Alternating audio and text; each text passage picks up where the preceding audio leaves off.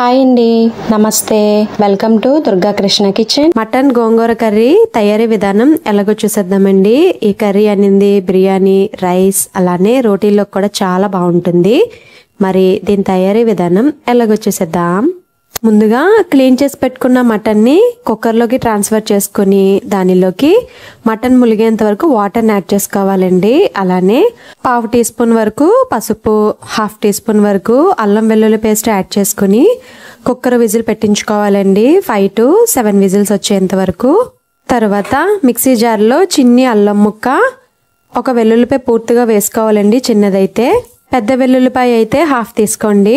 అలానే ½ tea spoon వరకు జీలకర్ర, 1 టీ స్పూన్ వరకు ధనియాలు, ½ టీ స్పూన్ వరకు మిరియాలు, ఒక 3 యాలకులు, 5 నుంచి 7 వరకు లవంగాలు, చిన్ని దాల్చిన చెక్క, మీడియం సైజు ఉల్లిపాయ 1, అలానే మీడియం సైజు టొమాటో 1 వేసుకుని మెత్తగా బ్లెండ్ చేసుకోవాలండి. మనకి మసాలా రెడీ అయిపోయింది కదండి. ఇప్పుడు కర్రీ ప్రిపరేషన్ ఎలాగో చూసేద్దాం.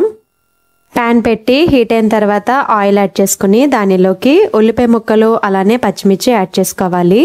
ఉల్లిపాయలు ఇక్కడ నేను మీడియం సైజు 1 తీసుకున్నానండి.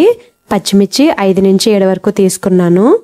అలానే కొంచెం కరివేపాకు కూడా వేసుకుని బాగా ఫ్రై చేసుకోవాలి, ఉల్లిపాయల పచ్చివాసన పోయేంత వరకు. ఉల్లిపాయ ఇలాగా మంచి కలర్ వచ్చేంత వరకు ఫ్రై అయిన తర్వాత దానిలోకి మసాలా పేస్ట్ని కూడా యాడ్ చేసుకోవాలి. మసాలా పేస్ట్ యాడ్ చేసిన తర్వాత ఒకసారి బాగా కలుపుకొని మూత పెట్టుకుని మగ్గించుకోవాలి, స్టవ్ సిమ్లో పెట్టుకుని. మసాలా వేగినంతసేపు స్టవ్ అనేది సిమ్లోనే ఉంచుకోవాలండి, లేదంటే మాడొచ్చేస్తుంది త్వరగా. చూసారు కదా, ఇలా మసాలాలోంచి ఆయిల్ అనేది సపరేట్ అయ్యేంత వరకు ఫ్రై అయిన తర్వాత దానిలోకి క్లీన్ చేసి పెట్టుకున్న గోంగూరను కూడా యాడ్ చేసుకోవాలి. గోంగూర ఇక్కడ నేను 2 కప్స్ వరకు తీసుకున్నానండి. యాడ్ చేసిన తర్వాత ఒకసారి బాగా కలుపుకొని మూత పెట్టేసుకోవాలి. మనకి ఇది త్వరగానే మగ్గిపోతుందండి గోంగూర అనేది.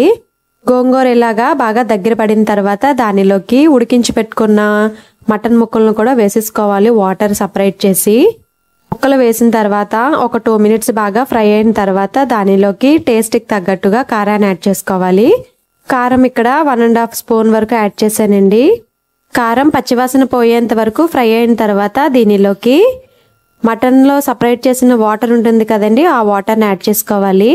అలానే టేస్ట్కి తగ్గట్టుగా సాల్ట్ని కూడా యాడ్ చేసుకోవాలి.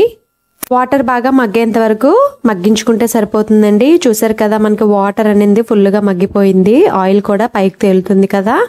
మనకి కర్రీ రెడీ అయిపోయిందండి. లాస్ట్లో ఇలాగా కొంచెం కొత్తిమీరని కూడా యాడ్ చేసుకోవాలి.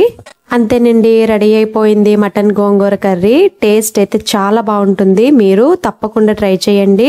ఈ వీడియో కనుక మీకు నచ్చినట్లయితే ప్లీజ్ లైక్ చేయండి, షేర్ చేయండి, కామెంట్ చేయండి. కొత్తగా ఛానల్ని వ్యూ చేసే వాళ్ళు సబ్స్క్రైబ్ చేసి పక్కనే ఉన్న బెల్ ఐకాన్ని కనుక క్లిక్ చేసినట్లయితే నా వీడియోస్ని మీరు రెగ్యులర్గా ఫాలో అవ్వచ్చు. ఇలా యాడ్ చేసుకోవాలి, తప్పకుండా ట్రై చేయండి. టేస్ట్ అయితే చాలా బాగా వచ్చిందండి. ఈ వీడియో మరి మీకు నచ్చిందని అనుకుంటున్నా. మీకు గనక ఈ వీడియో నచ్చినట్లయితే ప్లీజ్ లైక్ చేయండి, షేర్ చేయండి, కామెంట్ చేయండి. కొత్తగా ఛానల్ని వ్యూ చేసే వాళ్ళు సబ్స్క్రైబ్ చేసి పక్కనే ఉన్న బెల్ ఐకాన్ని గనక క్లిక్ చేసినట్లయితే నా వీడియోస్ని మీరు రెగ్యులర్గా ఫాలో అవ్వచ్చు.